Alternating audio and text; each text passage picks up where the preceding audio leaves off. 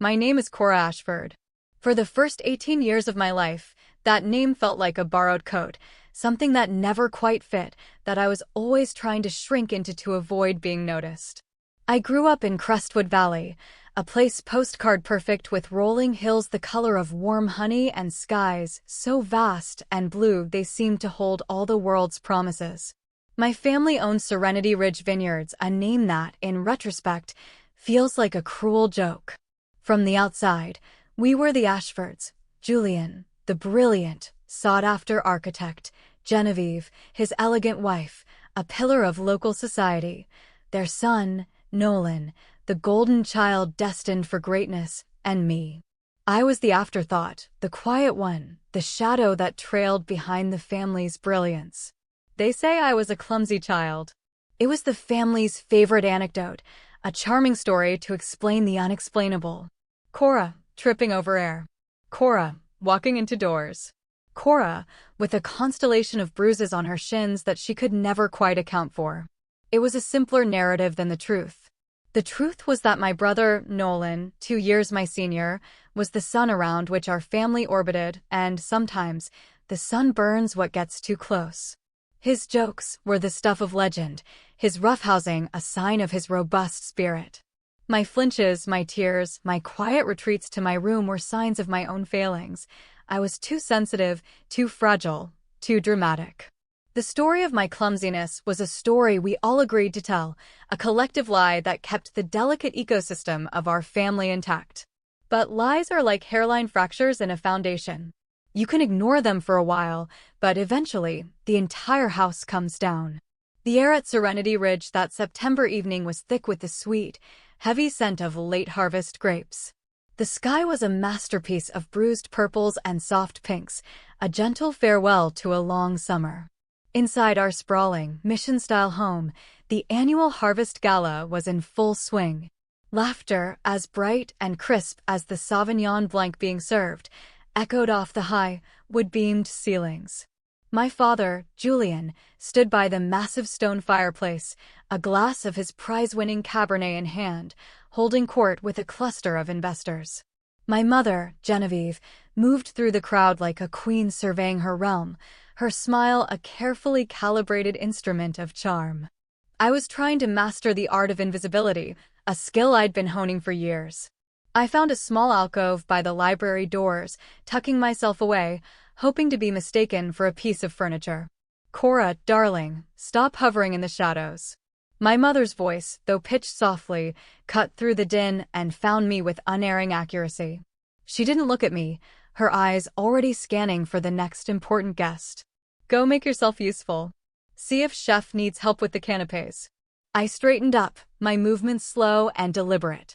To survive these events, I had a simple set of rules: stay quiet, stay busy, and above all, stay out of Nolan's orbit. My brother was near the fireplace now, the center of his own adoring circle. He was home from his first year at a prestigious East Coast university, and he seemed larger, more polished, his charisma honed to a razor's edge. He caught my eye as I moved towards the kitchen, and his handsome smile tightened by a fraction of an inch. It was a minuscule shift, one no one else would ever notice, but to me, it was a storm warning. And there she goes, Nolan announced, his voice carrying easily. The ghost of Serenity Ridge on her nightly patrol. Everyone check your glasses, she has a knack for spilling things. A few of the guests chuckled politely. I kept my head down, my cheeks burning, and focused on the path to the kitchen. Remember that charity dinner last year? Nolan pressed on, warming to his audience. When she tripped and sent a whole tray of irreplaceable antique flutes crashing to the floor, cost Dad a fortune to placate Mrs. Pendleton. It was an accident, I murmured, not to him, but to the floorboards. Everything's an accident with you, Cor, he called after me. That's your primary talent. My father laughed from his armchair, a deep, rumbling sound. Nolan, leave your sister be. You know how sensitive she is. That word. Sensitive. It hung in the air, a silken shroud they used to smother me. Sensitive. Difficult. Dramatic. The vocabulary of my otherness, the words that made me the problem, absolving them of the need to look any closer. In the warmth and clatter of the kitchen, I found my Aunt Audra, my mother's younger sister. Audra was the family's resident artist, a gentle nonconformist who lived in a small cottage in Portland and smelled of turpentine and lavender. She gave me a small, sad smile, the kind that said, I see it, but also I won't make a scene. No one ever made a scene. Could you take these out, sweet pea? She asked, handing me a heavy silver tray laden with prosciutto-wrapped figs. I nodded, grateful for the mission. I navigated the living room carefully, acutely aware of Nolan's eyes on me. I could feel his gaze like a physical weight, tracking me, waiting for a misstep. I reached the main dining table without incident and began placing the tray down. You know, kids today are so obsessed with being fragile, I heard one of my uncles say to Nolan. In my day, we had grit. We didn't crumble if someone looked at us sideways. Oh, Cora's got her own kind of grit, Nolan said, his voice laced with that familiar, dangerous amusement. Right, Cor? Tell Uncle Simon about all your exciting hobbies. Brooding. Staring out of windows. Writing, what is it? Sad poetry. I didn't answer. It was a trap, and I knew the rules. If I defended my writing, he'd mock it. If I stayed silent, he'd paint me as a sullen misfit. She's more of a library type, Nolan answered for me, his voice dripping with false sympathy. It's why she's so pale. Allergic to sunlight and fun. Nolan, my mother said, her tone a mild, performative rebuke. Be nice. But she was smiling at the mayor's wife, her attention already elsewhere. There was no conviction in her words. There never was. The evening wore on, a slow-motion ordeal of polite conversation and forced smiles. I drifted on the periphery, a satellite in a distant, cold orbit. By 9 o'clock, the wine had been flowing for hours, and the polished veneer of the party had begun to crack. The laughter was louder, the conversations more heated. I saw my chance to escape during a boisterous argument about local politics. Nolan was at the center of it, passionately defending some policy, his face flushed with wine and self-importance. I stood up quietly and began to move toward the grand, curved staircase that led to the second floor and the sanctuary of my room. And where do you think you're going? Nolan's voice sliced through the noise. Just upstairs for a minute, I said, not breaking my stride. Running away from the party? Shocking. He was on his feet now, following me. Typical Cora. Can't handle a little adult conversation. I'm just tired, Nolan. You're always tired. Or sad. Or have a headache. He was right behind me as I reached the bottom of the staircase. His presence was a physical pressure against my back. It's exhausting, you know that? I tried to step onto the first stair, but he moved in front of me, blocking my way. He had always been bigger, but now, filled out with college muscle, he seemed to take up all the air in the foyer. Nolan, please move. Or what? He grinned, spreading his arms wide, his body a barricade. The troll guards the bridge. You can't pass without paying the toll. It was a stupid game from our childhood, but his eyes were not playful. They were hard and flat. I tried to duck under his arm, a desperate, clumsy maneuver. And that's when it happened. His hand shot out, not a playful tap, but a hard, deliberate shove against my shoulder. It was the force of it that surprised me, the sheer, unadulterated anger behind it. I saw a flicker of something in his eyes as I lost my balance, surprise, maybe even a flash of fear. Then the world tilted, and I was falling backward. My body hit the polished oak stairs at a sickening angle. There was a sound, a dry, internal crack like a dead branch snapping underfoot. Then a new reality asserted itself. I was at the bottom of the stairs, staring up at the vaulted ceiling, and a pain unlike anything I had ever known bloomed in my spine. I couldn't breathe. I couldn't move. I could only lie there as footsteps pounded on the hardwood floor around me. What on earth happened? My mother's voice, sharp with irritation. She fell, Nolan said, his voice suddenly thin and reedy. She just missed a step and fell. I tried to speak, to form the words, he pushed me. But my lungs wouldn't work. My back was a territory of screaming nerve endings. Everything below my waist felt quiet. Terrifyingly, unnervingly quiet. For God's sake, Cora, get up, my father's voice boomed from the top of the stairs. You're making a scene. I tried. I swear I tried. I concentrated all my will on my legs, on my feet, ordering them to move, to stand. Nothing. A cold, electric panic, far worse than the pain, seized me. I can't, I whispered, the words raspy and foreign. What do you mean you can't? My mother was beside me now, her silhouette blocking the light. Stop being so dramatic. Mom, I gasped, the reality of it solidifying in my throat. I can't. I can't feel my legs. There was a beat of stunned silence. Then my father laughed. An actual, disbelieving laugh. Oh, she's fine. She's just looking for attention. Always has been. Nolan's face appeared at the edge of my vision, pale and slick with sweat. It was a joke, Dad, he said, not to me, but to them. I barely touched her. So you did push her? It was Aunt Audra, her voice low and steady.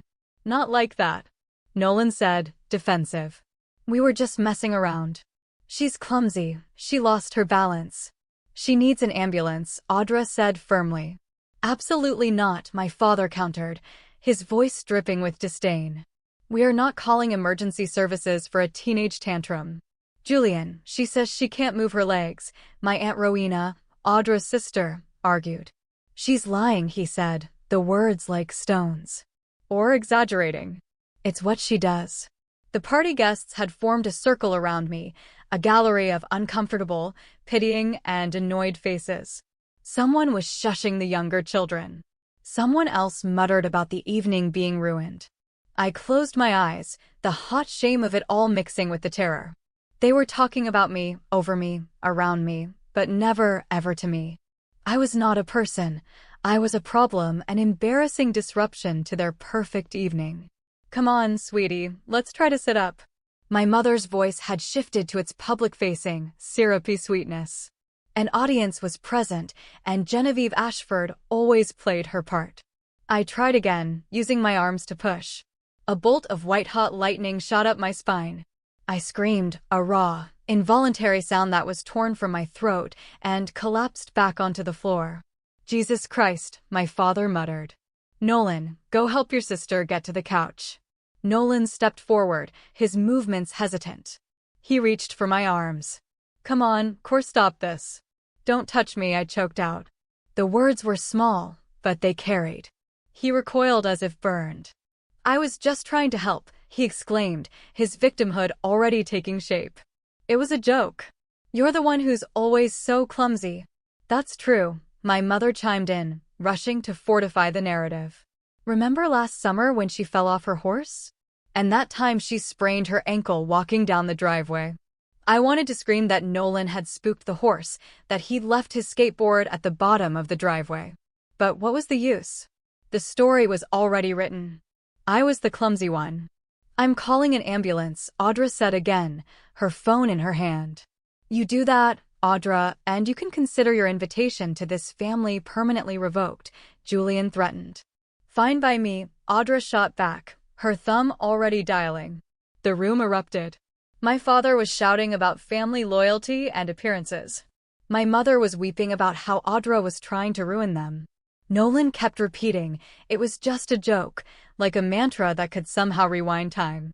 When the paramedics arrived, a sudden, heavy silence fell over the house.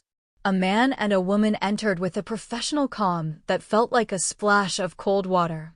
Hi there, the woman said, her eyes kind as she knelt beside me. My name is Beth. What's your name? Cora. Hi, Cora. Can you tell me what happened? She fell, my mother said quickly, stepping forward. She's terribly clumsy. Beth didn't look at my mother. Her focus remained on me. Cora? What happened? The truth felt like a heavy stone in my throat. I looked past Beth at the circle of my family's faces. At my father's fury, my mother's panic, my brother's terror. And for the first time in my life, I chose myself.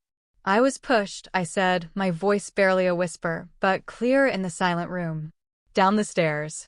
The hospital was a world of sterile white and the persistent, antiseptic smell of clean. It was a world away from the cloying sweetness of the vineyard. They gave me something for the pain in the ambulance, a blessed medication that wrapped my body in a distant, fuzzy blanket, but it couldn't touch the cold dread that had settled deep in my bones. 18-year-old female, fall down a flight of stairs, approximately 2 hours post-incident. Beth, the paramedic, relayed to the ER doctor. Patient reports being pushed. Loss of sensation in lower extremities. Multiple contusions, various stages of healing, noted on the patient's back and arms. The ER doctor, a woman with warm eyes and a no-nonsense demeanor named Dr. Lena Petrova, leaned over me. Cora, we're going to get you sorted out, okay? I tried to nod, but the neck brace they'd fitted me with made it nearly impossible. Let's get her to imaging stat. Full spinal series, CT, and an MRI. I want a complete picture. As they wheeled my gurney down a long, fluorescent-lit corridor, I could hear my parents in the waiting room. My mother's voice, sharp and imperious, carried down the hall. This is a complete overreaction. She's a dramatic girl. This is what she does for attention. The MRI machine was a great, white, humming beast. The room was cold, and I shivered in the thin hospital gown. A technician named Mark explained the process with a practiced gentleness. It's going to be loud, Cora. Like you're inside a drum. But I'll be right here in the control room, and you can squeeze this panic button if you need me. A nurse, a kind, older woman whose name tag read Sophia, held my hand as they slid me into the tube. You're being so brave, she whispered just before the cacophony began. Inside the machine, with the rhythmic, deafening banging echoing through my skull, I closed my eyes. The noise was supposed to be terrifying, but in a strange way, it was clarifying. It was the sound of a hidden truth being brought to light.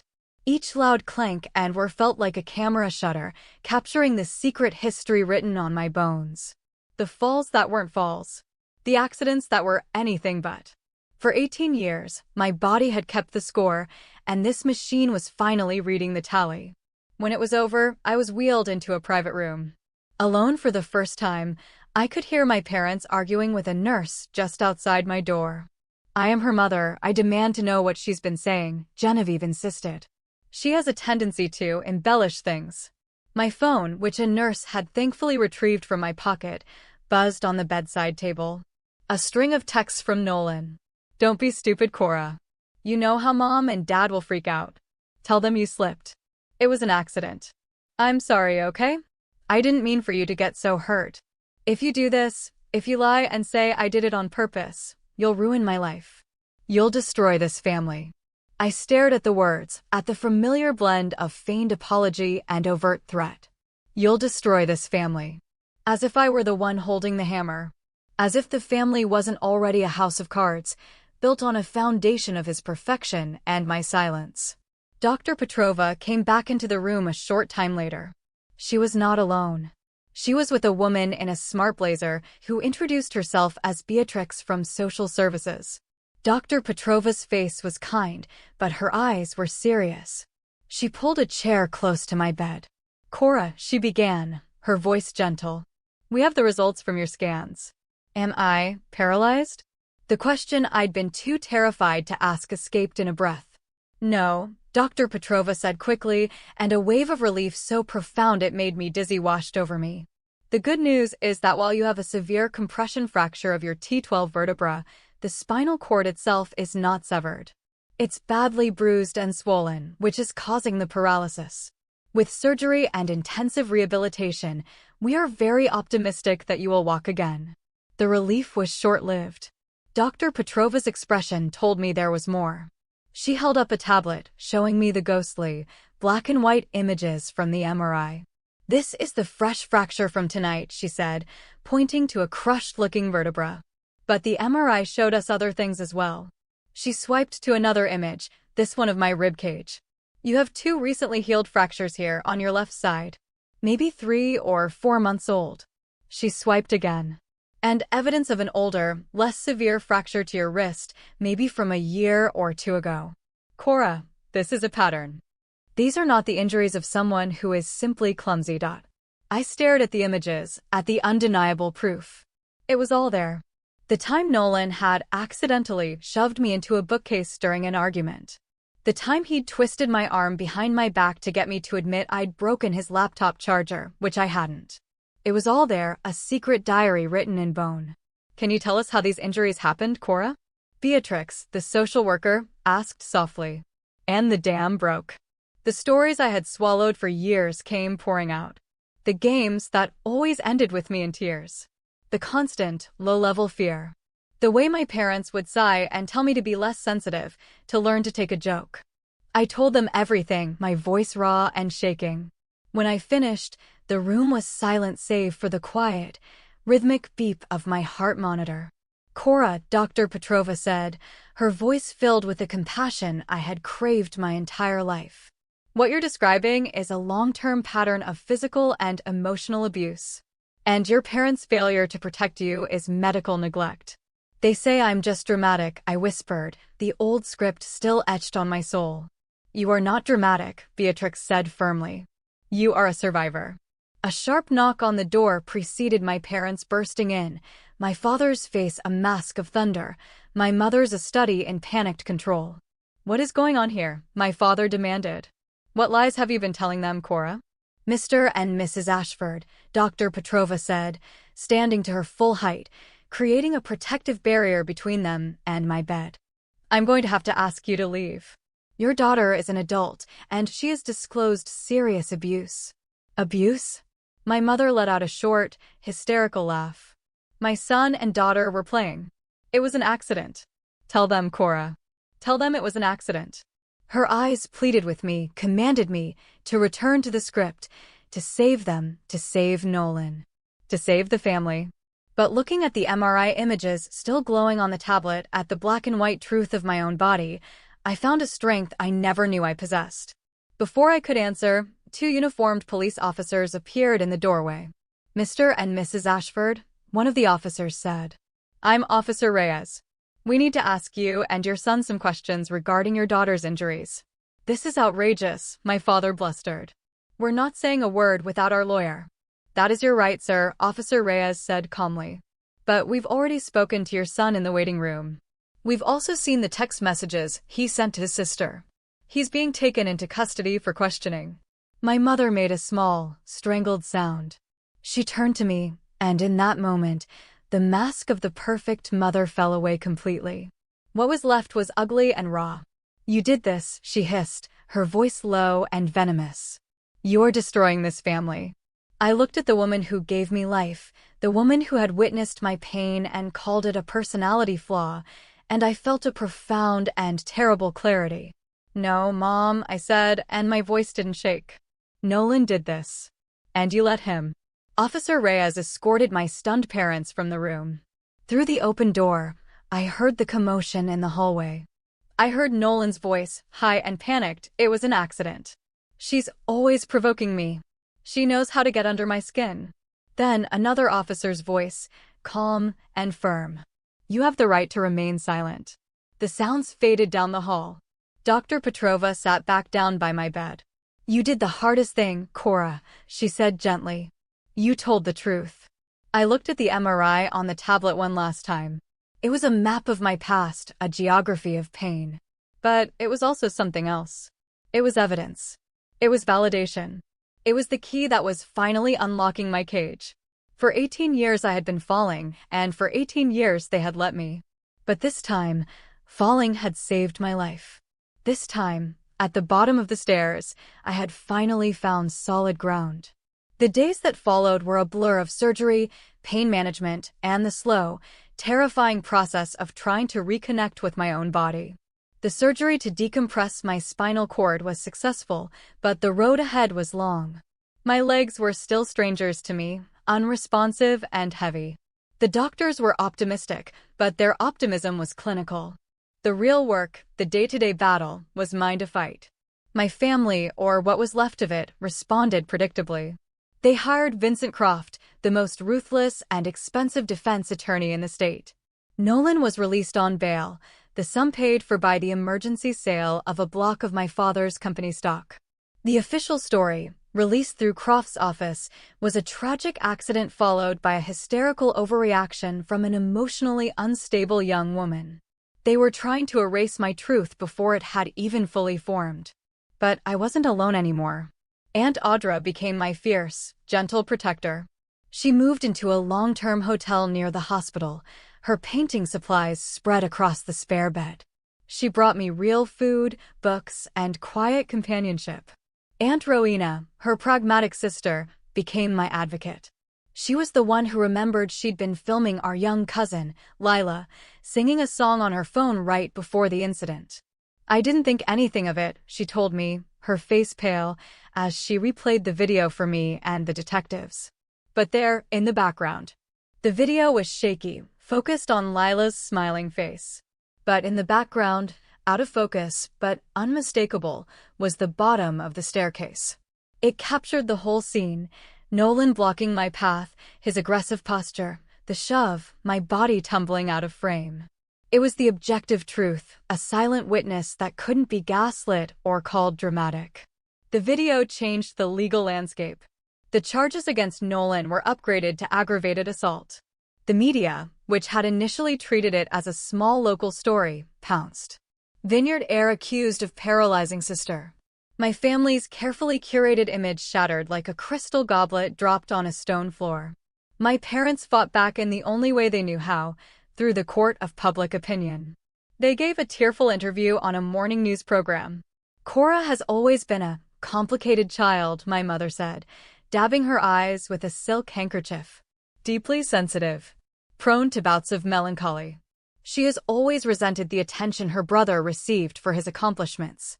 We love our daughter, my father added, his voice thick with false sincerity. But her version of events is not the truth. We have medical records documenting years of her clumsiness. It was brilliant in its own monstrous way. They were using the evidence of my abuse as evidence of my instability. The rehabilitation wing of the hospital became my world. My physical therapist, a man named Dominic with the patience of a saint and the muscles of a god, became my drill sergeant and my confidant.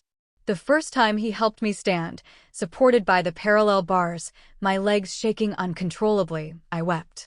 Not from pain, but from the sheer, overwhelming effort of it. This is where the work begins, Cora, Dominic said, his voice steady. One step at a time. And so I worked. Every day was a series of small, agonizing battles. Learning to fire the muscles in my thighs. Trying to wiggle my toes. The frustration was immense, a physical manifestation of the helplessness I'd felt for years. But this time, the fight was for myself. Each flicker of movement, each tiny victory, was a reclamation. A prosecutor named Laura Reed, a sharp, empathetic woman in her 40s, took on my case. She would visit me in the hospital, going over my testimony. They're going to try to paint you as an unreliable narrator of your own life, Cora, she warned me. Our job is to show the jury that the most reliable narrator of all is the evidence. Inspired, I began to write. Not sad poetry, but a detailed account of every incident I could remember. I filled notebooks, my hand cramping, my eyes burning with unshed tears. The time Nolan accidentally locked me in the wine cellar for hours. The concussion he gave me when he tackled me during a family football game. I documented the injuries, the excuses, the dismissals.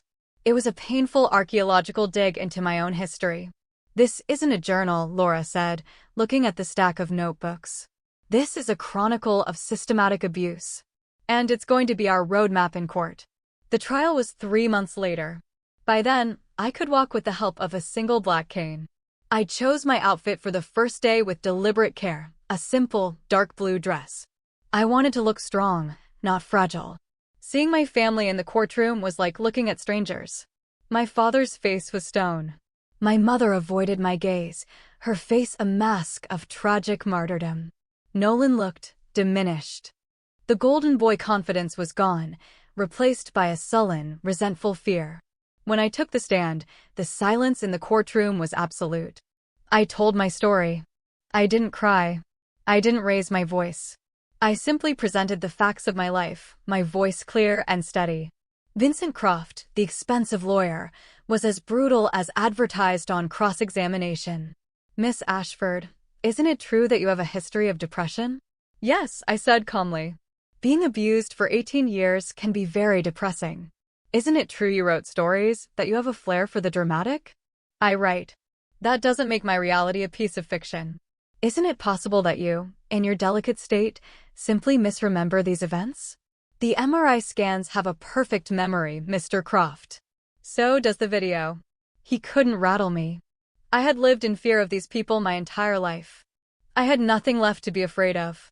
The most powerful moment came when Laura Reed called a surprise witness, a young woman named Tessa, Nolan's ex-girlfriend from high school.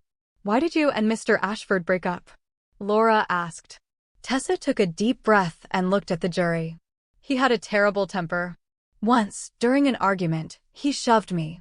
I fell and broke my wrist. He and his parents convinced me it was my fault, that I had slipped.